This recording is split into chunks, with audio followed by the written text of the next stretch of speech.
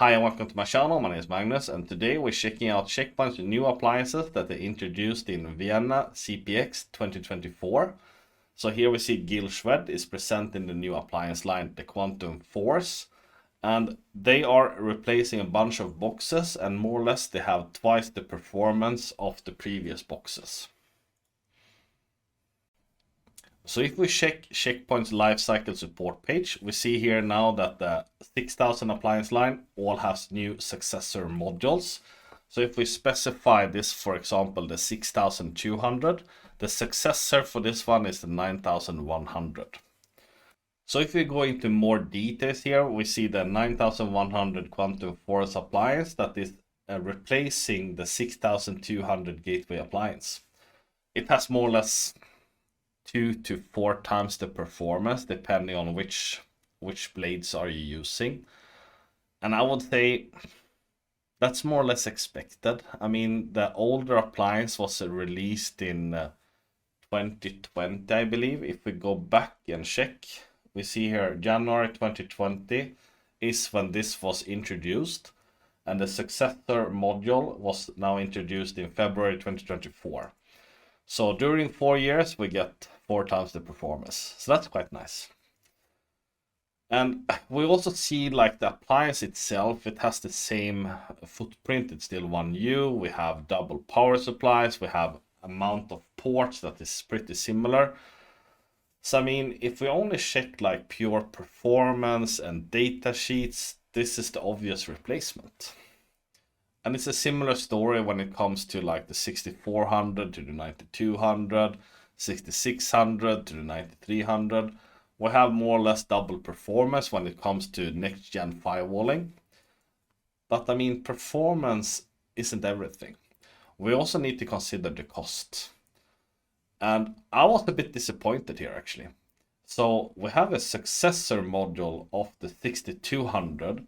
Yes, it has 400% additional performance, but it has a starting price which is 55% higher. And if the starting price is 55% higher, the support cost is also higher. Successor module, when it comes to Checkpoint, of course they want to say like, yeah, pick this one, this is the easy replacement. But you need to check on more things when you're replacing your older boxes. And I'm not saying that you should do directly from Checkpoint's more or less list, because only if we check here.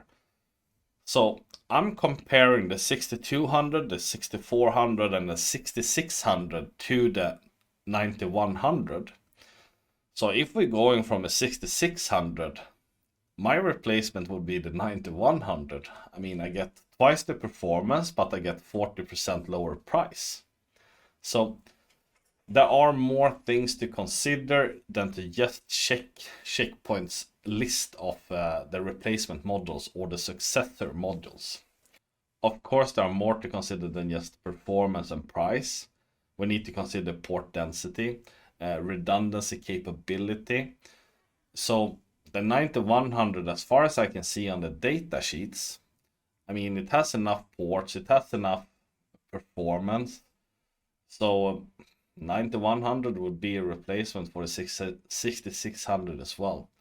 So if you did buy a larger box before, because you needed, for example, 10 gigs interfaces, maybe you can consider to go down an appliance size to go to the 9100 and save some money, because the port density is higher on the new appliance modules.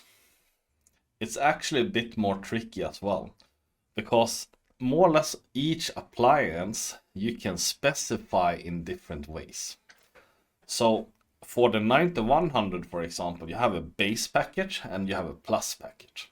The plus package is 12% higher cost, but it has the LOM included instead of optional. So here it's optional and here it's included. It has 10 gig ports included.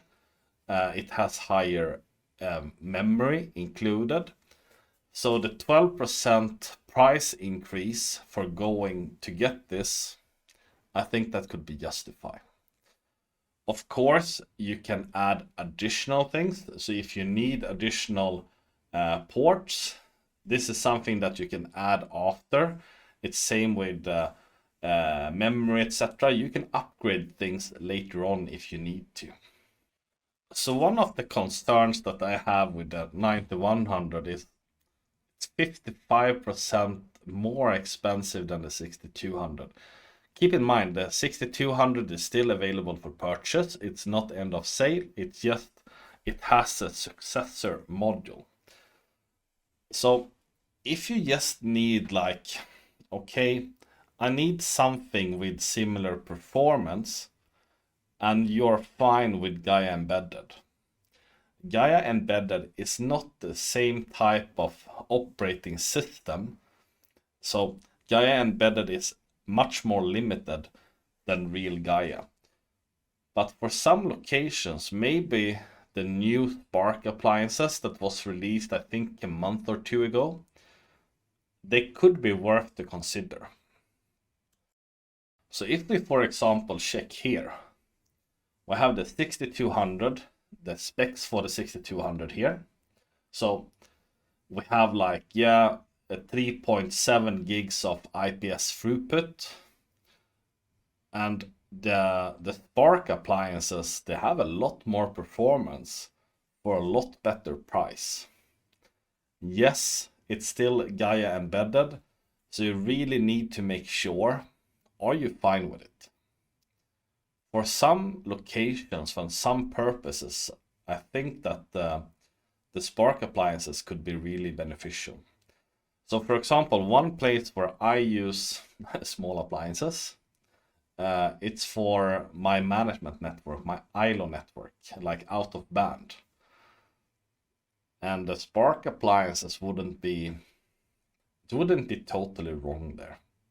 I mean, I need high port density, and the Spark appliances, they actually have some quite nice ports. So if we go back here, we see that they have 10 gigs SFP, they have 2.5 gigs, they have a lot of copper interfaces. So there have some places for it.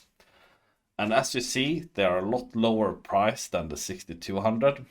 But once again, and I even put a warning label, like it's Gaia Embedded.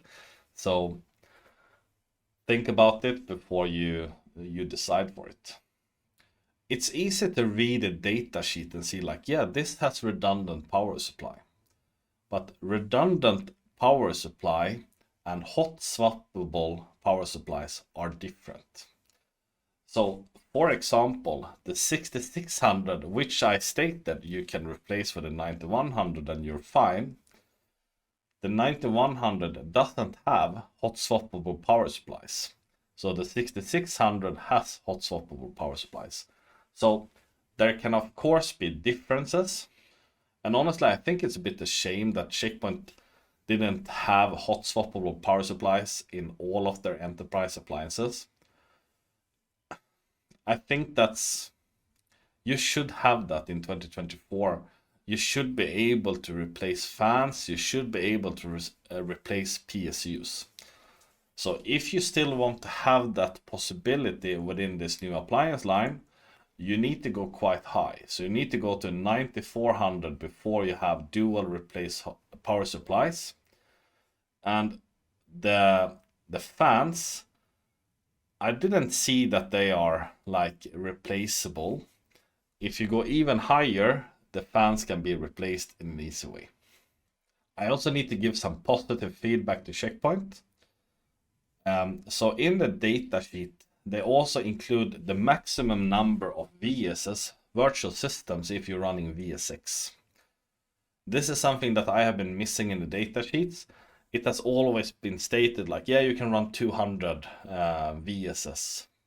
And in real life, you cannot run 200 virtual systems on a firewall. It takes too long to upgrade. It's too much performance haggle. And I think it's great. So for the 9100, for example, yes, you're able to run 48 virtual firewalls if you don't use any functions. So if you start to add functions, you get a lot less virtual firewalls that you can actually run on this. I don't know if this is enforced. I don't know. And what is actually limiting it. If it's the memory, I would suspect it's memory and also CPU. When you're checking the different appliances, you have an easy way to check, like, okay, if I just buy the base model, I get 16 gigs of memory and I don't have any lightouts management. A LOM or an ELO, as it's called in HP, I think you should have that in the data center box. So I would not buy the base model. I would buy the plus model for the 12.5% price increase, because you get additional ports, you get additional memory, and you get LOM, and which I see as really important. It's 2 years ago Checkpoint introduced the Quantum Lightspeed, and I think these are quite cool appliances.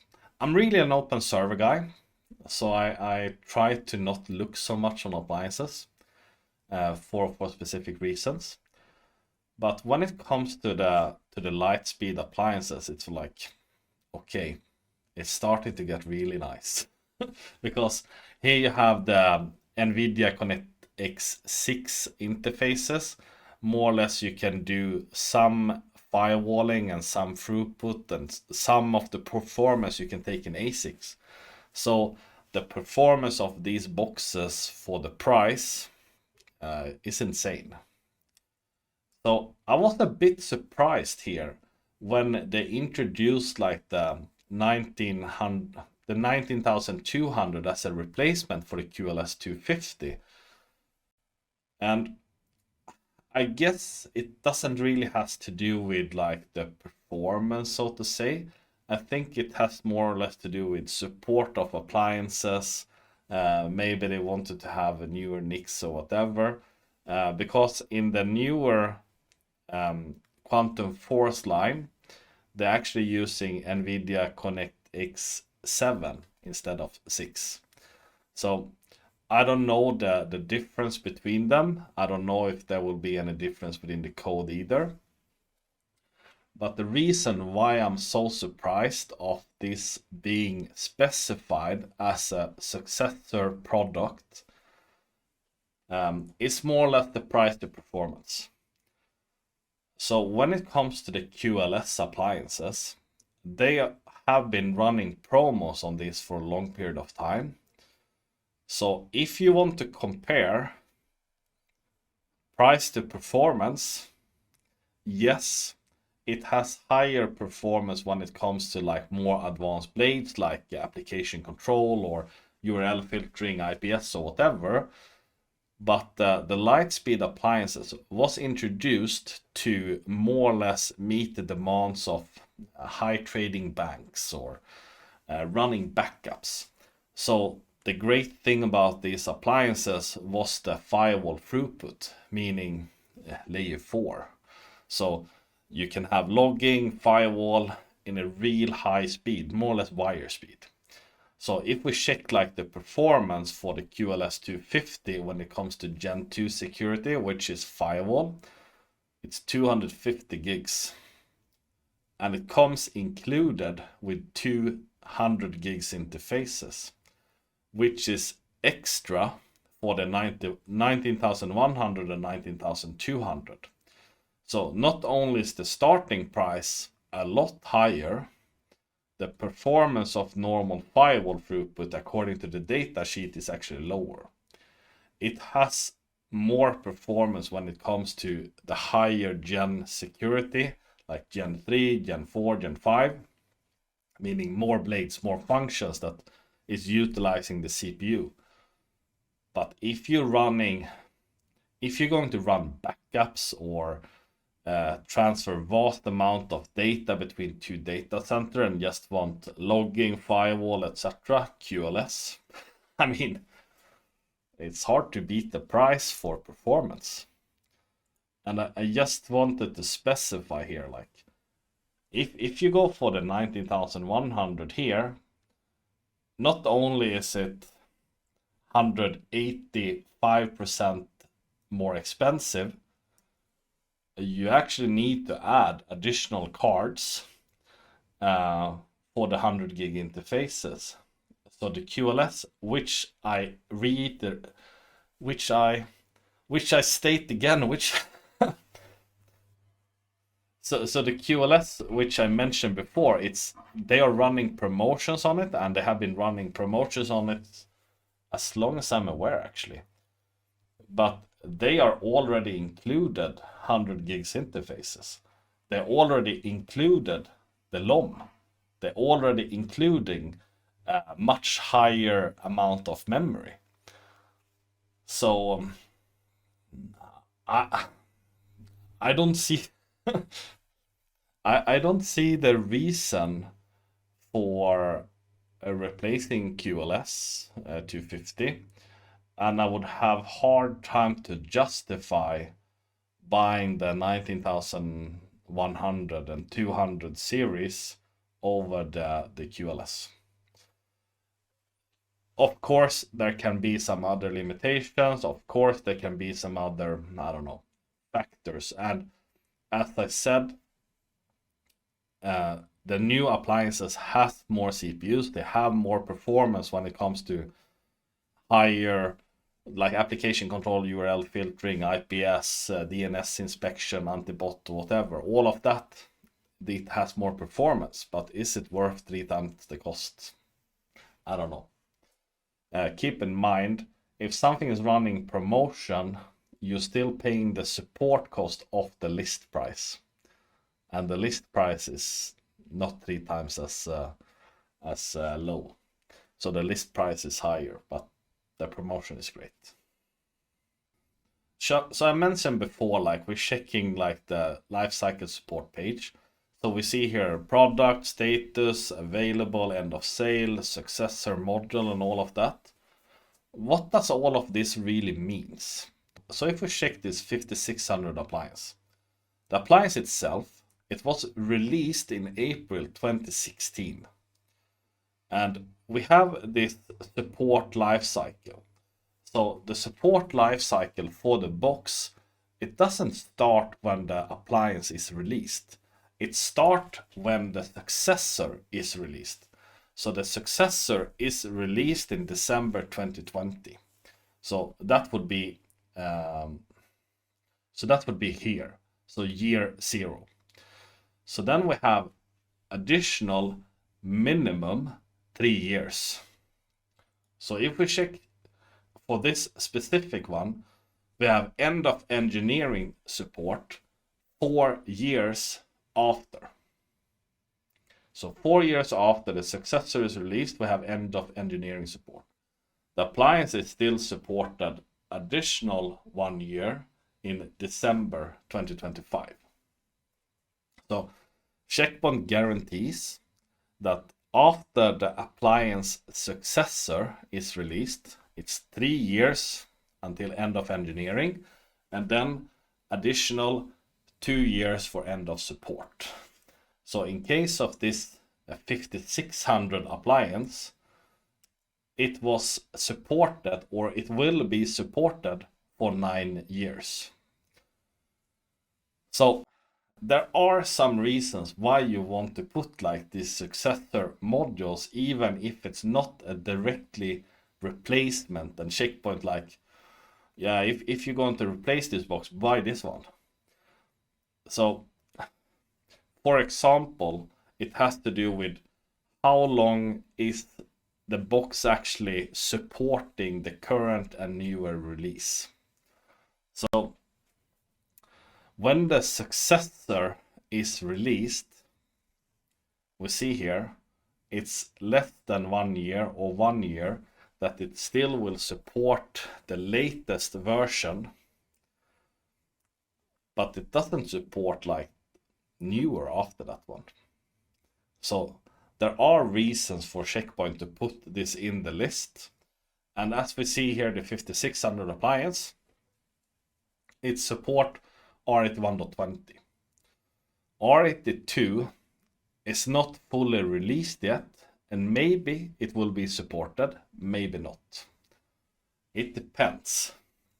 But as you see here, the successor was released in 2020, and that's 4 years ago.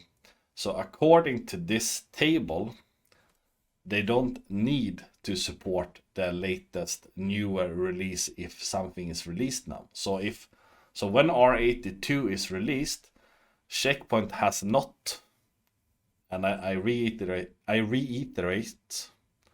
they have not guaranteed that it will be supported for R82. It may be some appliances, especially larger appliances, because they have more memory and more CPUs and so on, they have gotten additional main trains, but they don't guarantee it according to the life cycle management, so to say. But still, 9 years from release to end of support for an appliance, I would say that's pretty good. So what is the takeaway from this? Just because something is stated as a successor, it doesn't mean that you need to go for that one. You should check what is your real need, and then you need to consider, okay, throughput, of course. You need to consider footprint. So how large is the box? Does it fit? And port density.